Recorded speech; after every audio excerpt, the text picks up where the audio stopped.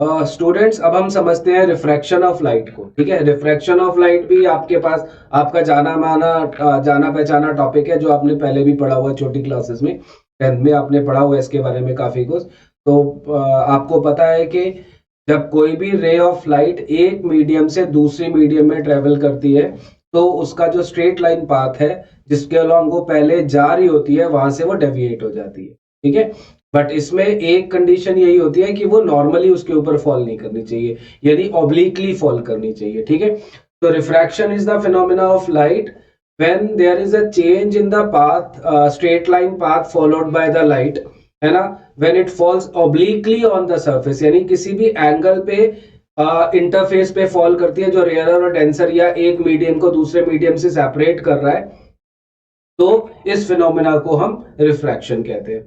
Refraction का main reason जो होता है वो change in velocity when light travels from one medium to the other medium, क्योंकि हर मीडियम में लाइट की जो वेलोसिटी होती है वो अलग अलग होती है। ठीक है, उसके बाद में देखो, आपको इतना भी पहले से ही पता है कि जब एक मीडियम से दूसरे मीडियम में लाइट ट्रेवल करती है, तो जो बेंडिंग होती है वो इस चीज पे डिपेंड करती है कि लाइट रेयरर से डेंसर में ट्रेवल कर रही है या डेंसर से रेयरर मीडियम में ट्रेवल कर रही है ना। तो फर्स्ट केस में अगर लाइट रेयरर मीडियम से डेंसर मीडियम में ट्रेवल करती है, तो क्या करते हैं कि वो रे जो होती है वो क्या करती है, वो बेंड्स टूवर्ड्स द नॉर्मल करती है। यानी इस केस में जो एंगल ऑफ रिफ्रैक्शन आर होगा वो एंगल ऑफ इंसिडेंस आई से छोटा होगा, है ना, bends towards the normal, right. तो जैसे अब हम यहाँ पर देख रहे हैं उसके अंदर जो आप चेक कर रहे हो, क्या कहते हैं, स्क्रीन के ऊपर, कि आपको बताया हुआ है इंसिडेंट रे, रिफ्रैक्टेड रे और angle of incidence, angle of refraction, और डायग्राम से पता लग रहा है कि किस तरह से वो एंगल आर जो है, यानी angle of refraction angle of incidence से छोटा है इस केस। और उल्टा हो जाए, अगर डेंसर से रेयरर में रे ट्रेवल कर रही है, तो उस केस में क्या होगा, ऑब्वियसली उल्टा ही होगा, है ना, कि बेंड करेगी, जो रिफ्रैक्टेड रे होगी वो bends away from the normal रहेगी। प्लीज एक बात अपने दिमाग में बिल्कुल क्लियर करना कि अगर रे नॉर्मली फॉल करेगी सरफेस पे, तो फिर वो अनडेविएटेड जाएगी, यानी उस केस में एंगल ऑफ इंसिडेंस और एंगल ऑफ रिफ्रैक्शन जो होगा वो 0 डिग्री होगा, इक्वल होगा। बट ये सिर्फ एक ही केस होता है, बाकी हर जगह पर आई और आर जो होते हैं वो अलग अलग होंगे। रिफ्रैक्शन के केस में, रिफ्रैक्शन के केस में मतलब अगर सपोज करो, जैसे आपको बताया गया था, अगर रेयरर टू डेंसर होगा तो आर छोटा हो जाएगा, और डेंसर टू रेयरर होगा तो आर बड़ा हो जाएगा। ठीक है, अच्छा, दूसरा, अगर मान लो, जैसे अभी ये भी वाली बात अभी हम यहाँ पर आपको दिखा रहे हैं यहाँ पर लिख के, कि अगर नॉर्मली फॉल करेगा, अगर रे जो है वो नॉर्मली फॉल करेगी, जो कि इंटरफेस है दोनों को सेपरेट कर रहा है, रेयरर या डेंसर को, या डेंसर या रेयरर को, यहां फर्क नहीं पड़ता, चाहे रेयरर से डेंसर में जाए चाहे डेंसर से रेयरर में जाए, दोनों केसेस में ही वो क्या करता है, दोनों ही केसेस में वो अनडेविएटेड ही पास होता है। ठीक है, ये समझ लेना चाहिए आपको। उसके बाद में देखो, आपने पढ़े थे लॉज ऑफ रिफ्रैक्शन भी। लॉज ऑफ रिफ्रैक्शन में पहले तो यही समझाया जाता है कि जब एक मीडियम से दूसरे मीडियम में जाएगी तो वो किस तरह से बिहेव करेगी, जो अभी हमने डिस्कस किया, तो फर्स्ट लॉ ही कहलाता है एक तरह से। उसके बाद में सेकेंड लॉ ही सबसे मेजर है यहां पर जो समझना है, कि अगर सपोज करो एक रे जो है वो एक मीडियम से दूसरे मीडियम में रिफ्रैक्ट हो रही है, ठीक है, जा रही है दूसरे मीडियम में, रिफ्रैक्शन हो रहा है, तो फर्स्ट में जो एंगल ऑफ इंसिडेंस आई होगा, सेकंड में जो एंगल ऑफ रिफ्रैक्शन आर होगा, तो ये कह रहा है कि जो साइन आई और साइन आर का रेशो होगा वो हमेशा कांस्टेंट रहेगा। मतलब क्या है कि ratio of sine of angle of incidence to the sine of angle of refraction is always a constant, and वो कांस्टेंट किसके इक्वल होता है, सेकंड मीडियम का refractive index with respect to first medium का रिफ्रैक्टिव इंडेक्स। जब हम ऐसे बात कर रहे हैं तो हम एब्सोल्यूट रिफ्रैक्टिव इंडेक्स की बात कर रहे हैं, और जब हम इसको कंबाइन कर देंगे तो क्या होगा, मैंने रिफ्रैक्टिव इंडेक्स आपको समझाया था कि refractive index of second medium with respect to first medium. ठीक है, तो sine I by sine R, अच्छा काफी बार क्या होता है sine I by sine R को सिर्फ इक्वल टू म्यू लिखा होता है, तो यहां पर म्यू का सिंपली मतलब है refractive index of second medium with respect to first medium. और ये आपको क्लियर है, फर्स्ट जहां से रे आ रही है, सेकेंड मीडियम जहां पर रे रिफ्रैक्ट हो रही है। ठीक है, और देखो ये तो बात इसमें भी है जो जिस तरह से रिफ्लेक्शन में था कि इंसिडेंट रे, रिफ्रैक्टेड रे एंड नॉर्मल, ये सब एक ही प्लेन में होंगे, ये सब एक ही प्लेन में होंगे। तो this is the third law. तो ये टोटल जो है वो 3 लॉज मिलके क्या बनाते हैं, लॉज ऑफ रिफ्रैक्शन। क्लियर है जी, राइट। तो इसको आप रिवाइज कर सकते हो, ये तो वैसे भी आपको पहले से ही, मैंने आपको पहले ही बताया था, ये कुछ चीजें तो ऐसी है जो आप सिर्फ रिकॉल कर रहे हो, आपको ऑलरेडी पता थी। ठीक है, तो इसके बाद देखो हमें एक बहुत इंपॉर्टेंट कॉन्सेप्ट समझना है अब जो है रिफ्रैक्टिव इंडेक्स का। ठीक है, refractive index of a medium का मतलब क्या होता है। रिफ्रैक्टिव इंडेक्स बेसिकली किसी भी मीडियम में लाइट कैसे ट्रेवल करेगी ये बताएगा। ठीक है, तो बेसिकली रिफ्रैक्टिव इंडेक्स किसी भी मीडियम का फाइंड आउट करना है तो हमें क्या करना होता है, speed of light in the vacuum divided by speed of the light in that particular medium. तो ये जो रेशियो होती है वो रिफ्रैक्टिव इंडेक्स कहलाती है। और जब हम एक पर्टिकुलर मीडियम की बात करते हैं, ठीक है, और उसका विद रिस्पेक्ट टू वैक्यूम जो है वो फाइंड आउट करते हैं रिफ्रैक्टिव इंडेक्स, तो उसको हम क्या बोलते हैं, उसको एब्सोल्यूट बोलते हैं। ठीक है, एब्सोल्यूट रिफ्रैक्टिव इंडेक्स। लेकिन जब हम रिलेटिव रिफ्रैक्टिव इंडेक्स निकालते हैं, मतलब रिफ्रैक्टिव इंडेक्स एक मीडियम का विद रिस्पेक्ट टू किसी दूसरा मीडियम, जैसे एयर का विद रिस्पेक्ट टू ग्लास निकाल सकते हो, या एयर का विद रिस्पेक्ट टू ग्लिसरीन निकाल सकते हो, या ग्लास का विद रिस्पेक्ट टू ग्लिसरीन निकाल सकते हो। तो उस केस में हमें क्या करना होता है, देखो कैसे शो किया जाता है, आप स्क्रीन पे देख रहे होगे, हमने लिखा है म्यू ए बी, ऐसे पढ़ना है म्यू ए बी, मतलब refractive index of A with respect to B. इसका मतलब क्या है, this is the ratio of refractive index of A with respect to vacuum, ठीक है, divided by refractive index of B with respect to vacuum.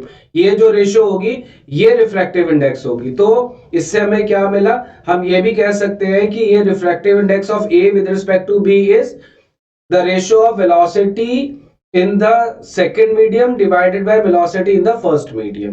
ठीक है, तो ये इस तरह से, और ऑब्वियसली देखो क्योंकि सेम क्वांटिटीज की रेशियो है, यानी कि ऊपर भी वेलोसिटी नीचे भी वेलोसिटी, जब हम यूनिट फाइंड आउट करते हैं तो ये यूनिट लेस और डायमेंशन लेस क्वांटिटी है। इसकी ना तो कोई यूनिट होती है, ना जो होती है वो कोई डायमेंशंस होती हैं। और जब हम एयर की या वैक्यूम की बात करते हैं तो ये वैल्यू 1 होगी, क्योंकि same same velocity in air divided by velocity in air, तो वो वैल्यू 1 होगी। उसके अलावा जो भी मीडियम होंगे उनके अंदर वैल्यू 1 से ज्यादा होगी, तो मिनिमम यू की वैल्यू कितनी होती है, 1 होती है, ये ध्यान में रखने वाली बात है। और उसके बाद में जिसकी भी वैल्यू होगी रिफ्रैक्टिव इंडेक्स की किसी भी मीडियम की, रिलेटिव की भी बात करेंगे तो वो 1 से हमेशा ज्यादा होगी, ये हमें क्लियर होना चाहिए। ठीक है, उसके बाद में हमें क्या कहते हैं, ये भी पता है कि किसी भी मीडियम के अंदर जो वेलोसिटी होती है वो लेसर होगी देन द वेलोसिटी जो कि एयर में होगी। अब लाइट की जो मैक्सिमम वेलोसिटी होती है 3 × 10⁻8, वो किस में होती है, वो वैक्यूम में ही होती है, तो वो फास्टेस्ट है। उसके बाद हर मीडियम में वो वैल्यू कम होती चली जाती है। और हमने ये देखा कि रिफ्रैक्टिव इंडेक्स जो है वेलोसिटी इन द मीडियम के इनवर्सली प्रोपोर्शनल है। तो अगर वो इनवर्सली प्रोपोर्शनल है तो जहां वेलोसिटी ज्यादा है, ठीक है, वहां पर रिफ्रैक्टिव इंडेक्स जो होगा वो कम है, जहां वेलोसिटी कम है वहां रिफ्रैक्टिव इंडेक्स जो है वो ज्यादा है। तो एक तरह से देखा जाए तो हम यहां से रिवर्सली भी समझ सकते हैं इस बात को कि जिस पेयर ऑफ मीडिया में किसी भी चीज की रिफ्रैक्टिव इंडेक्स की वैल्यू जो होती है वो अगर कम होगी, ठीक है, तो वहां पर वेलोसिटी जो होगी वो ज्यादा होगी। ठीक है, तो इस बात को, और रिवर्स इज ऑल्सो ट्रू। तो रिफ्रैक्टिव इंडेक्स के बारे में ये जानना जो है वो बहुत जरूरी है, बहुत इंपॉर्टेंट कॉन्सेप्ट है। जब भी हम आगे रिफ्लेक्शन या रिफ्रैक्शन पढ़ेंगे तो रिफ्रैक्शन में तो ये बहुत ही मेजर कॉन्सेप्ट है जो हमें चाहिए ही चाहिए हो। ठीक है, तो इसको जरा केयरफुली आप पढ़िएगा और रिवाइज कीजिएगा, इसके बारे में समझिएगा कि ये क्या होता है। एक बार दोबारा से देखना चाहते हो दोबारा से भी देख लो, और इसको बहुत अच्छे से समझना है। रिफ्रैक्टिव इंडेक्स एक इंपॉर्टेंट कॉन्सेप्ट, राइट। ठीक है बच्चों, अब हम बात करते हैं किस चीज की, प्रिंसिपल ऑफ रिवर्सिबिलिटी की। ठीक है, प्रिंसिपल ऑफ रिवर्सिबिलिटी क्या होता है कि अगर सपोज करो एक रे एक मीडियम से दूसरे मीडियम में जा रही है और जो रिफ्रैक्टेड रे है उसके सामने हमने एक प्लेन मिरर रख दिया।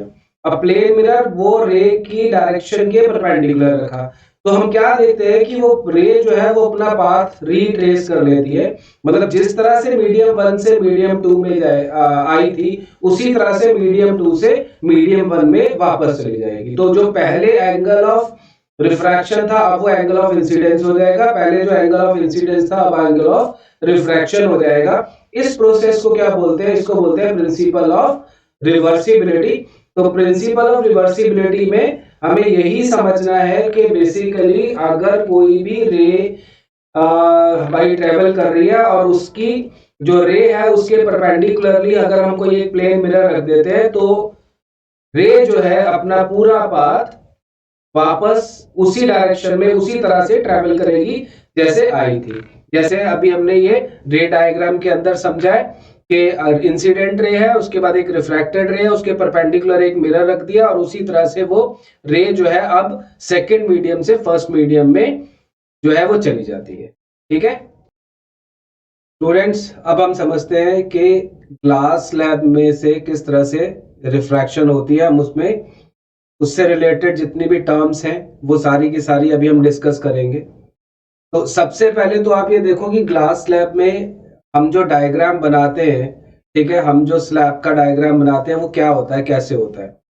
आप अपनी स्क्रीन पे चेक करोगे अगर, तो मैंने एक ग्लास स्लैब बनाई है और ग्लास स्लैब के अंदर एक टॉप का फेस है जो है ABCD और एक बॉटम का फेस है जो है EFGH। ठीक है, दो फेसेस हैं।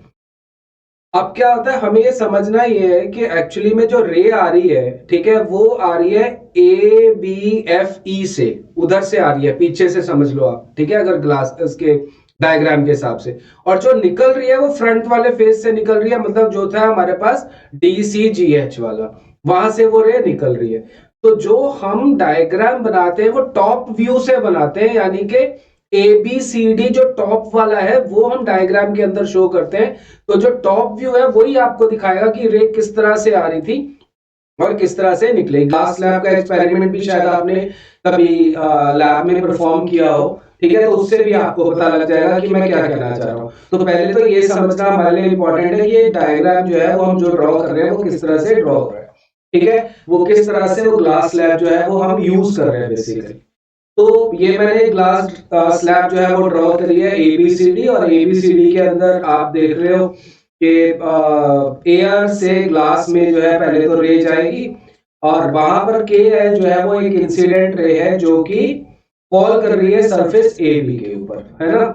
N1 जो है वो वहां पर हमने एक नॉर्मल ड्रॉ कर दिया, N1L कह सकते हो आप। N1L जो है वो एक नॉर्मल ड्रॉ कर दिया है, और ऑब्वियसली क्योंकि रेयरर से डेंसर मीडियम की तरफ जा रही है तो बेंड्स टुवर्ड्स द नॉर्मल आएगी। ठीक है, तो हमने इमेजिन कर लिया कि जो एंगल ऑफ इंसिडेंस था यहाँ पर वो I1 है जो कि एयर में है, और एंगल ऑफ रिफ्रैक्शन जो है वो R1 है जो कि ग्लास के अंदर है। ठीक है, अब हमारे पास यानी कि LM जो होगी वो हमारे पास रिफ्रैक्टेड रे आ जाएगी जो कि ग्लास के अंदर।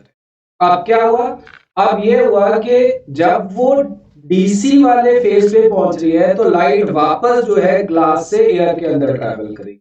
तो जब ग्लास से एयर के अंदर ट्रैवल करेगी तो ये डेंसर मीडियम से रेयरर मीडियम में वापस आ रही है।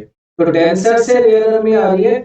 अब यहां पर सपोज करते हैं कि जो नॉर्मल हमने वहां पर ड्रॉ किया है M के ऊपर वो N2 है, और वहां पर एंगल ऑफ इंसिडेंस जो बन रहा है वो हमारे पास I2 बन रहा है, और उसी तरह से जब वो bends away from the normal हो रही है रेयरर मीडियम में जाके, तो वहां पर वो जो एंगल बन रहा है वो हमारे पास कितना बन रहा है, R2 बन रहा है। ठीक है, और MN जो आ गई वो हमारे पास आ गई रिफ्रैक्टेड रे, या फिर सेकंड टाइम रिफ्रैक्शन हुई है तो बाहर वापस मीडियम में आई है, इसलिए इसको हम एमर्जेंट रे भी बोल सकते हैं। ठीक है, तो इस तरह से ये आपका जो है रे डायग्राम यहाँ पर हमने कंप्लीट किया। और रे डायग्राम के बाद हमने सपोज किया कि जो ग्लास है, ठीक है, उसका जो सॉरी जो बाहर हमारे पास पहले एयर था, तो एयर है उसका रिफ्रैक्टिव इंडेक्स जो है वो म्यू ए ले लेते हैं, और जो ग्लास है उसका रिफ्रैक्टिव इंडेक्स हम म्यू जी ले लेते हैं। ये भी समझना यहाँ पर जरूरी है, जब हम म्यू ए और म्यू जी की बात कर रहे हैं तो हम एब्सोल्यूट वैल्यूज की बात कर रहे हैं। ये आपको बहुत क्लियरली समझ लेना चाहिए, क्योंकि हम दोनों को कंपेयर नहीं कर रहे, उनके एब्सोल्यूट रिफ्रैक्टिव इंडेक्सेस जो है वो हम उनकी बात कर रहे हैं। ठीक है, तो अगर हम एल के ऊपर स्नेल्स लॉ अप्लाई करें तो क्या कहेगा कि basically sign I1 upon sine R1 जो है वो mu two by mu one हो गया। Mu two by mu one का मतलब क्या हो जाएगा, म्यू ऑफ ग्लास, ठीक है, with respect to mu of air, right, mu of glass with respect to mu of air, यही मतलब हो ना यहाँ पर। ठीक है, जब हम एल पे बात कर रहे हैं तो sign I1 by sine R1 जो हो जाएगा वो हमारे पास mu of glass divided by mu of air आ गया, यानी कि mu G upon mu A आ गया, right, mu G upon mu A आ गया वहां पर। अब हमने क्या किया, अगर हम सेम चीज जो है अप्लाई करें एम के ऊपर, ठीक है, तो एम के ऊपर क्या हो जाएगा, sign I2 by sine R2 निकालोगे तो वो किसके इक्वल हो जाएगा, वो इक्वल हो गया रिफ्रैक्टिव इंडेक्स ऑफ, फिर से एयर में वापस आ रहा था, of air with respect to क्या हो जाएगा, ग्लास, यानी कि म्यू 1 और 2। आप यहाँ पर ये मान के चलो कि 1 का मतलब एयर है और 2 का मतलब ग्लास है, ये भी ध्यान में रखिएगा। ठीक है, अच्छा, अब हमारे पास क्या है, अब देखो मैंने आपको बोला था कि हम रे ऑप्टिक्स के अंदर हम क्या करते हैं, हम बड़ा सिंपल सा काम करते हैं, हम स्ट्रेट लाइंस की ज्योमेट्री को यूज करते हैं। तो यहाँ पर AB और DC दोनों पैरेलल हो गया, तो I2 और R1 इक्वल हो गया, तो I2 R1 को इक्वल हमने यूज कर लिया, इक्वेशन जो हमने ऊपर लिखी थी थर्ड वाली उसके अंदर यूज किया, तो आपके पास क्या आ जाएगा, आपने जहां पर I2 था वहां पर भी R1 लिख दिया। दूसरा आपको ये भी पता है, देखो राइट हैंड साइड में था refractive index of second with respect to first multiplied by refractive index of first with respect to second, तो इन दोनों का प्रोडक्ट तो 1 होगा। ये अगर आपको नहीं पता है तो मैं अभी बाद में आपको ये बता दूंगा ये किस तरह से आता है, तो इनका प्रोडक्ट 1 हो गया। ठीक है, उसी चीज को अगर देखें यहां पर तो क्या आता है हमारे पास, हमें ये मिला कि साइन हमारे पास I1, आपने रेशियो चेक कर ही लिया कि I1 और R2 इक्वल थे, तो वहां से हमें ये पता लग गया कि जो हमारे पास इंसिडेंट रे और इमर्जेंट रे का जो एंगल नॉर्मल के साथ है वो सेम है, मतलब वो एक दूसरे के, इमर्जेंट रे जो होगी वो उसके पैरेलल ही निकलेगी। ये हमें यहां से समझ में आ गया। दूसरा हमें क्या समझ में आया, देखो यहां पर चेक करो, देखो आप डायग्राम के अंदर, अगर हम प्रिंसिपल ऑफ रिवर्सिबिलिटी अप्लाई करते हैं, मतलब जो लास्ट हमारे पास MN वाली रे थी वहां पर हमने परपेंडिकुलरली एक प्लेन मिरर प्लेस कर दिया, तो आपको पता है पूरी की पूरी रे जो है वो अपना पूरा पाथ रीट्रेस करेगी। तो रीट्रेस करते समय सपोज करो हम वापस L पे पहुंच जाते हैं, ठीक है, तो L पे पहुंचे तो अब क्या हो जाएगा, जब रिफ्रैक्टिव इंडेक्स निकालोगे तो of air with respect to glass निकालोगे, क्योंकि वो सेकंड मीडियम उस केस में एयर होगा, air with respect to glass निकालोगे तो साइन इंसिडेंट अब R1 हो गया ना, तो sign R1 upon sine I1 किसके इक्वल हो गया, μ1 बाय μ2, या फिर mu of first with respect to second.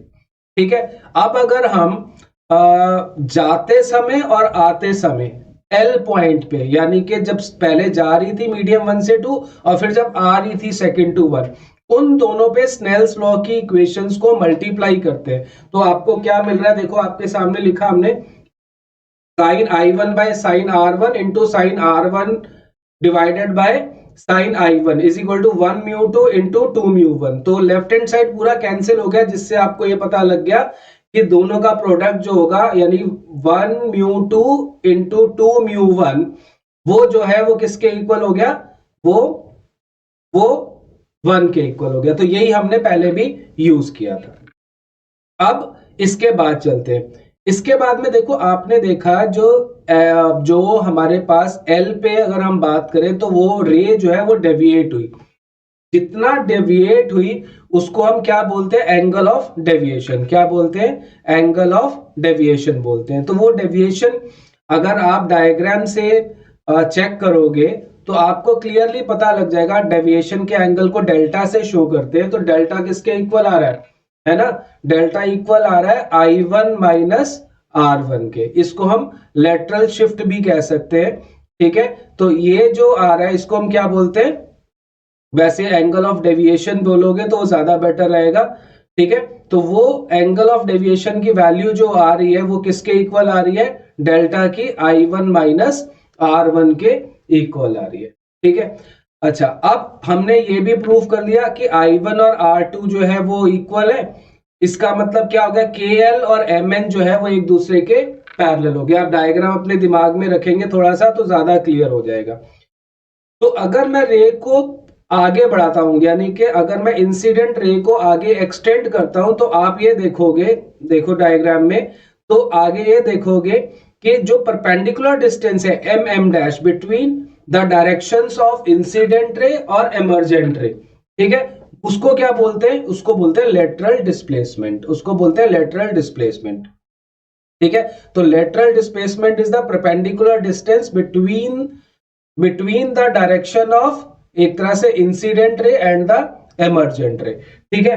अब हमने क्या काम किया, अब उसको देखो, बेसिक कैलकुलेशंस हमें करनी है। हमारे पास जो ट्राइंगल LMM डैश था, है ना, उस ट्राइंगल के अंदर हमने क्या साइन डेल्टा निकाला, यानी MM डैश अपॉन LM निकालोगे तो साइन डेल्टा के इक्वल आ जाएगा। डायग्राम को दिमाग में रखना, ध्यान में रखो, चाहे तो रफली आप कहीं पर ड्रॉ कर लो, बार बार मुझे तो पीछे स्लाइड पे जाके उसको चेक करवाना पड़ता है, तो आप उसको एक साइड पे ड्रॉ कर लो पहले, अगर आपको ज्यादा उसको एक बार पॉज करके ड्रॉ करके और फिर आगे उसको एक बार से देखो, तो आपके पास क्या आ जाएगा, आपने MM डैश अपॉन LM जो है वो साइन डेल्टा के इक्वल कर दिया। अब दूसरा एक ट्राइंगल लेना है हमने, वो कौन सा है, LML डैश, ठीक है। देखो एक बार कहां पर है, अभी आपको दिखाएंगे उस कहां पर आता है। उसके अंदर आपने क्या कैलकुलेट करना है, cos R1 कैलकुलेट कर लो। cos R1 जो आएगा वो LL डैश अपॉन LM के इक्वल आ गया, ठीक है। अब LL डैश जो है वो एक्चुअली में स्लैब की थिकनेस होगी, स्लैब की थिकनेस, उसको हम T से शो कर सकते हैं। तो इस तरह से आप यहां से LM की वैल्यू निकाल लो, T अपॉन cos R1, और उसको आप इक्वेशन नंबर 5 में यूज करो, और वहां से आप MM डैश यानी कि जो हमारे पास लेटरल डिस्प्लेसमेंट है उसकी वैल्यू जो है फाइंड आउट कर लो, ठीक है। तो आपके पास लेटरल डिस्प्लेसमेंट का जो फॉर्मूला आ गया वो आ गया T sine delta upon cos R1, या फिर आप डेल्टा की वैल्यू भी सब्स्टिट्यूट कर सकते हो I1 माइनस R1।